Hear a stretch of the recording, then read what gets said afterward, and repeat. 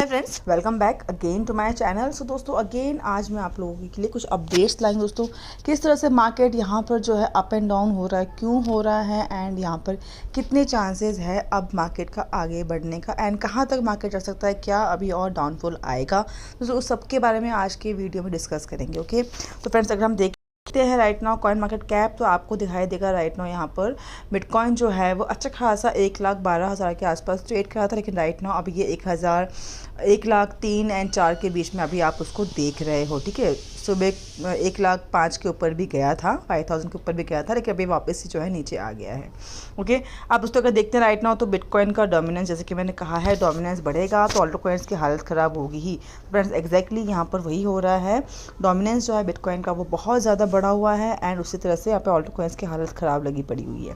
ठीक है, हर हालत में यहाँ पर जो है ऑल्टो कॉइन सबसे ज़्यादा जो है बुरी हालत में राइट नाउ आपको दिखाई दे रहा है एंड जबकि 90% लोगों का पोर्टफोलियो में ऑल्टो कॉइन्स ही आपको दिखने को मिलेगा। ठीक है, ज़्यादातर लोग ऑल्टो कॉइन्स को ही होल्ड कर रहे हैं, लेकिन फ़िलहाल पोर्टफोलियो बहुत नीचे है, तो बेटर है कि वेट करें दोस्तों। जैसे कि दोस्तों हमेशा हिस्ट्री अपने आप को रिपीट करता है, जून का एंड जुलाई का जो महीना होता है हैलोवीन के बाद, वो सबसे अच्छा बुलिश ऑल्टो कॉइन सीज़न माना जाता है एवरी 4 ईयर जो हैलोवीन आता है उसके बाद। तो फ्रेंड्स यहाँ पे चांसेस है कि हम लोग जुलाई में एक अच्छा खासा ऑल्टो कॉइन सीज़न हम देख सकते हैं। हो सकता है जून के एंड से आप लोग को उसका असर देखने को मिल सकता है। ठीक है, अब दोस्तों राइट नाउ अगर देखते हैं तो कुछ खास मूवमेंट अभी ऑल्टो कॉइन्स के अंदर कह लीजिए बिटकॉइन के अंदर भी नहीं होगा दोस्तों, बिकॉज यहाँ पे जो कलेक्शन दोस्तों अभी हो रहा है, जैसे कि दोस्तों 1,12,000 कंटिन्यू 1-1.5 महीने से बिटकॉइन बढ़ ही रहा था, तो ये कलेक्शन जैसे कि मैंने कहा था आपको लास्ट वीडियो में, थोड़ा कलेक्शन यहाँ पे एक्सपेक्टेड है एंड वैसा ही यहाँ पे कलेक्शन हुआ था। अब दोस्तों अगर कोई न्यूज़ ऐसा आता है तो मार्केट अगेन रिएक्ट कर सकता है एंड दोस्तों जो नेक्स्ट सपोर्ट होगा वो 99 तक भी आप लोग बिटकॉइन को देख सकते हैं, लेकिन वो बहुत जल्दी भी रिकवर भी करेगा, तो डरने वाली बात नहीं है। लेकिन हाँ, नीचे आने के चांसेस दोस्तों है वो भी हम लोग उसको भी हम लोग नज़रअंदाज जो है वो नहीं कर सकते हैं। नीचे आ सकता है 99 तक भी बिटकॉइन आप लोग देख सकते हो अगर कोई ऐसा न्यूज़ आता है तो। फिलहाल बिकॉज न्यूज़ के ऊपर डिपेंड कर रहा है सब कुछ, यहाँ पे जो है वो न्यूज़ के ऊपर भी हो रहा है एंड कुछ चीज़ें जो है वो जैसे कि हर साल होता है वैसा भी हम लोग कह सकते हैं, हिस्ट्री के अकॉर्डिंग भी यहाँ पर आप बिटकॉइन के अंदर मूवमेंट देख रहे हो।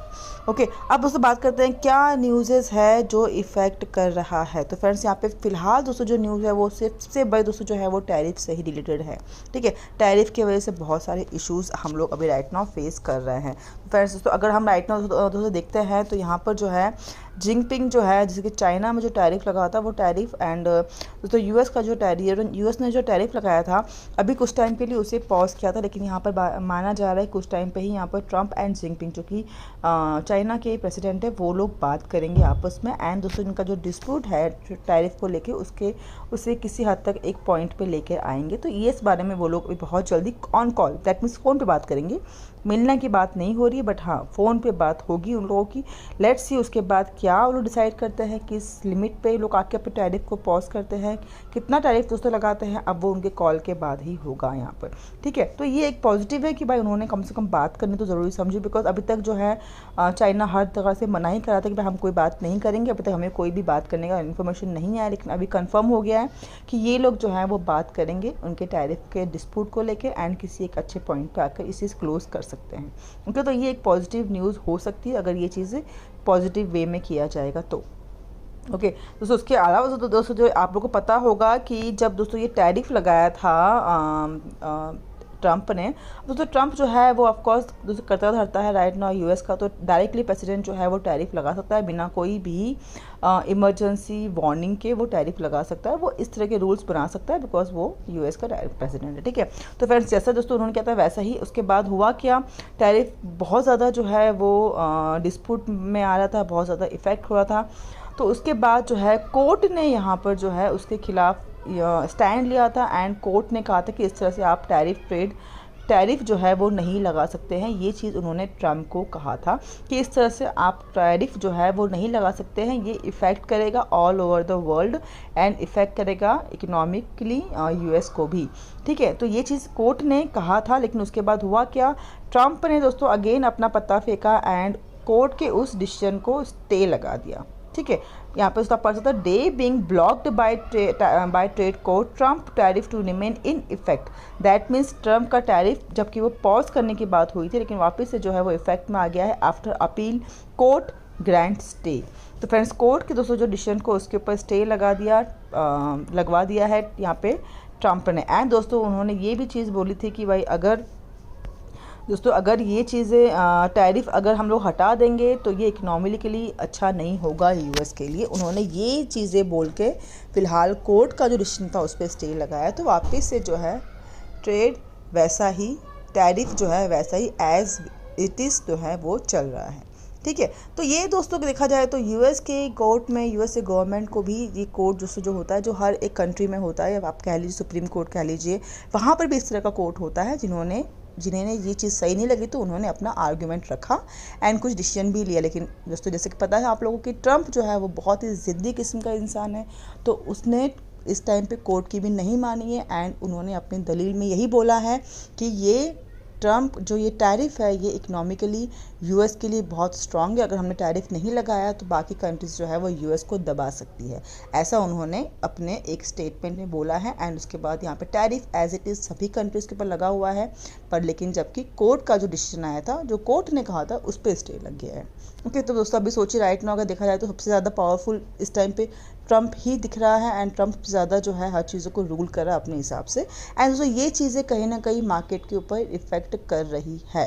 ओके, अब दोस्तों देखना ये है कि चाइना का टैरिफ में अभी कितना हद तक पॉइंट आता है एंड दोस्तों ये जो स्टे लगा है वो कब हटता है एंड कब ये टैरिफ वॉर अगर दोस्तों जिस दिन ख़त्म होगा ना उस दिन आपको दोस्तों डेफिनेटली एक मेगा बुल रन देखने को मिल सकता है मार्केट में। बिकॉज ये टैरिफ के चक्कर में काफ़ी हद तक आई थिंक 6 महीना कह लीजिए आप लोग हो चुका है, जो कि कहीं ना कहीं दोस्तों इफ़ेक्ट बहुत ज़्यादा हुआ है। ऑल ओवर द मार्केट हो गया, फाइनेंशियली मार्केट हो, ग्लोबली जो मार्केट दोस्तों है वो सभी जगह पे टैरिफ की वजह से बहुत इफेक्ट हो रहा है, चाहे वो स्टॉक मार्केट हो, फाइनेंशियली कोई भी मार्केट हो, इंक्लूडिंग क्रिप्टो मार्केट, सभी जगह पर टैरिफ की वजह से लोगों की हालत ख़राब लगी पड़ी है।